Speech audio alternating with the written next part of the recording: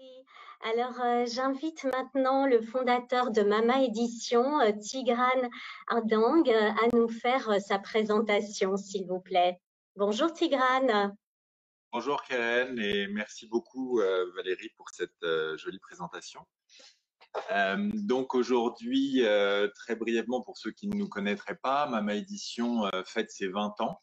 Donc nous avons créé cette maison d'édition à deux indépendants. Il y a 20 ans, nous sommes restés 100% indépendants avec une direction principale dans l'ésotérisme, la spiritualité et peut-être l'application pratique de l'ésotérisme, la démocratisation de certaines thématiques, mais aussi la volonté de donner des clés, des outils concrets pour pouvoir intégrer l'ésotérisme en quelque sorte au quotidien, pour pouvoir pratiquer une spiritualité également dans le corps. Voilà. Nous avons donc sélectionné aujourd'hui comme recommandé 5 nouveautés, 5 livres qui vont paraître que je ne peux pas vous montrer à l'écran puisque par définition, ils paraîtront entre janvier et mai 2021. Et puis également une toute nouvelle collection de coffrets livres-cartes avec 9 premiers titres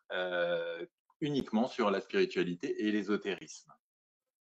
Si vous voulez, on peut commencer avec le premier livre, signé, voilà, signé donc une surprise par un médecin, une femme médecin, donc une docteure, Marie-Pierre Goumy.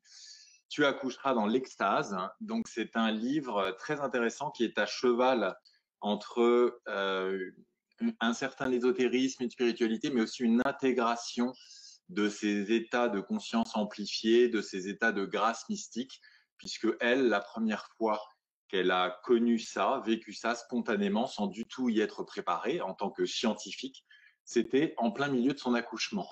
Donc c'est un témoignage inattendu, très touchant, très très fort.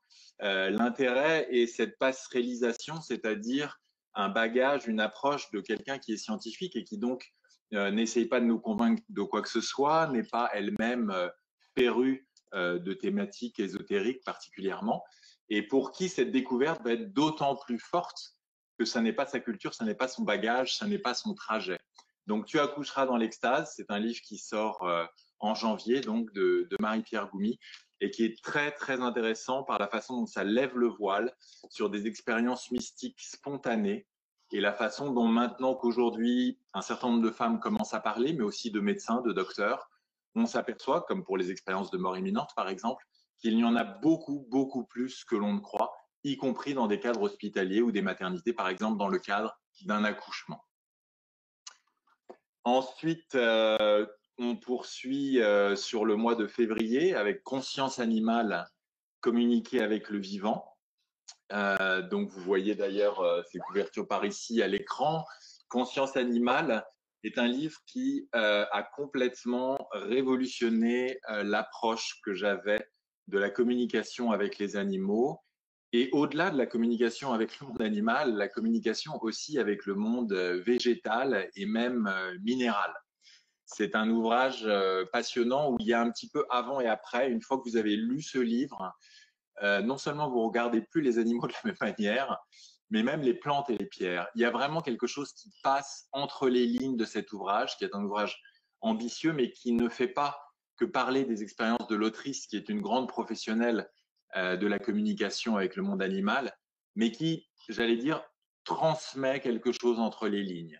Et ça, pour moi, c'est la vertu de certains ouvrages qui ne sont pas que des ouvrages qui parlent d'ésotérisme, mais qui sont des ouvrages qui diffusent la substantifique moelle d'un enseignement ésotérique, d'une expérience mystique, d'une pratique spirituelle, et où, par exemple, si vous lisez ce type d'ouvrage avant de vous endormir le soir, quelque part, vous allez rêver différemment, vous allez vous réveiller dans une énergie différente, vous allez avoir un alignement différent, vous allez sentir des phénomènes un petit peu subtils qui vont se mettre en place et qui témoignent du fait que le livre est bien vivant et que ça n'est pas un enseignement théorique, mais que c'est bien un témoignage pratique avec quelque chose qui infuse entre les lignes. Donc, il y a une vraie petite magie dans ce livre qui va bien au-delà de, par exemple, les thérapies avec les animaux, et qui touche aussi bien au channeling qu'au chamanisme, et qui a une vision globale de la communication avec le vivant en général. Ensuite, toujours en déroulant le fil chronologique de nos parutions, Debout, l'art de s'incarner, préfacé par Fabrice Midal. Alors, c'est un livre qui vient après Oser s'accomplir de Marie-Pierre Dillenzeger, un livre qui a beaucoup de succès également pour nous en ce moment. Et cet ouvrage, en fait, a ceci de particulier qu'après Oser s'accomplir et avant Debout, l'autrice a connu une expérience de quasi-mort. Elle a failli y passer, en fait. Et ça a changé quelque chose. C'est-à-dire que plus que la suite de Oser s'accomplir, Debout, l'art de s'incarner a gagné une profondeur, une subtilité, une multidimensionnalité dans l'approche de l'incarnation qui est, je crois, arrivée grâce à cette expérience où l'autrice a failli y passer. Elle était vraiment à deux doigts de mourir. Les professionnels de santé commençaient à dire à sa famille qu'il était temps de se préparer à lui dire au revoir. Et comme certaines expériences qui sont les choses les pires qui puissent vous arriver sur le moment, avec le recul, c'est peut-être une des expériences qui l'a fait la plus évoluer, qui lui a ouvert des portes, qui lui a permis d'avoir une expérience directe et non plus une intuition de certains mondes, d'autres dimensions, et d'en profiter et d'enrichir sa plume et son approche, puisque vous savez que Marie-Pierre Dillenzeger est concrètement la seule occidentale aujourd'hui à être reconnue grand maître Feng Shui par les trésors nationaux vivants et dépositaires de la tradition Feng Shui en Chine, qui va beaucoup, beaucoup plus loin que l'image qu'on a souvent du Feng Shui. Donc, un ouvrage très éclairant, mais également à mettre en pratique, où on va de l'étude de l'espace et du temps à votre carte énergétique et à toutes sortes d'exercices très, très concrets pour s'incarner et avancer. Toujours au printemps 2021, plantes enseignantes, le tabac et l'ayahuasca. On parle donc là des enseignements chamaniques recueillis par Jérémy Narby et d'une conversation entre ce grand anthropologue, mais également philosophe de l'histoire des sciences, etc., diplômé de l'université d'Oxford, de Stanford. Jérémy Narby, eh bien, pour ceux qui le connaissent, c'est bien sûr l'auteur de Le Serpent cosmique, un ouvrage qui a 25 ans. Et donc, après 25 ans de travail, nous avions publié ensemble, il y a 12 ans, Plantes et chamanisme avec Yann Kounen également et Vincent Ravalec, une nouvelle édition il y a 2 ans de ce Plantes et chamanisme.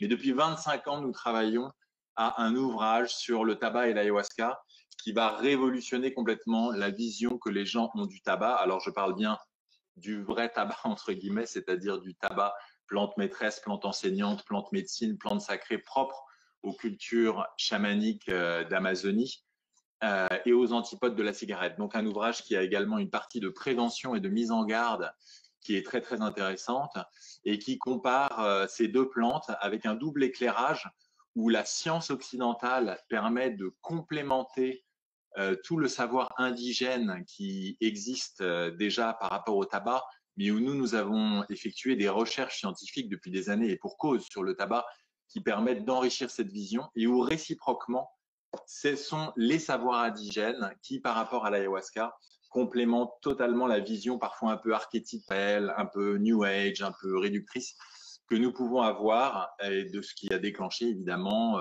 un tourisme chamanique et autres sur lesquels il est important de poser quelques préventions et quelques avertissements.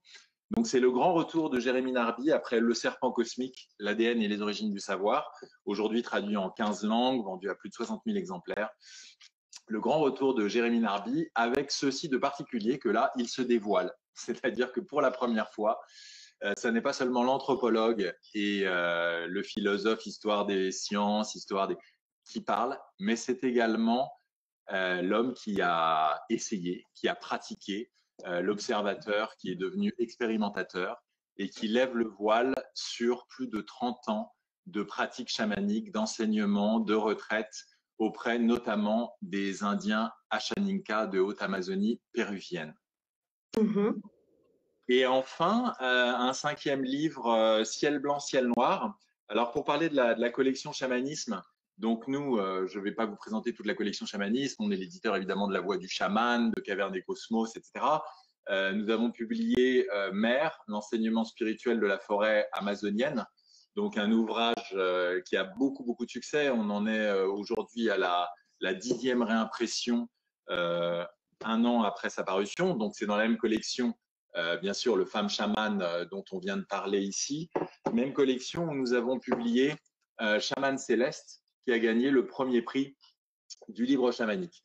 Pourquoi je mentionne cet ouvrage, qui se passe également en Mongolie, par rapport à Ciel blanc, ciel noir? Parce que Chaman Céleste, qui a gagné le premier prix du livre chamanique, eh bien, l'autrice Brigitte Pietschak, donc on peut revenir à Ciel blanc, ciel noir, l'autrice Brigitte Pietschak a également, un an après notre premier prix Chaman Céleste, gagné le premier prix du livre chamanique avec la chamane qui lisait sur les visages. Aujourd'hui, c'est son retour avec une initiation au chamanisme mongol, un ouvrage qui est préfacé par Audrey Fella, dont on vient de parler avec Femme Chamane. Un ouvrage très richement illustré, donc avec des dizaines de photos en intérieur. Et pour la première fois, et là c'est vraiment un inédit, on est un petit peu spécialiste de ça chez Mama Édition, pour la première fois, une occidentale qui est autorisée officiellement par les plus grands détenteurs de la tradition chamanique mongole à lever le voile sur un certain nombre de secrets et d'initiations. Pourquoi? Parce qu'ils nous disent on n'a plus le temps, la planète en a besoin, les choses s'accélèrent, on vit des crises, des mutations, des métamorphoses plus importantes que jamais. Et aujourd'hui, on lève le voile sur un certain nombre de traditions secrètes et d'initiations.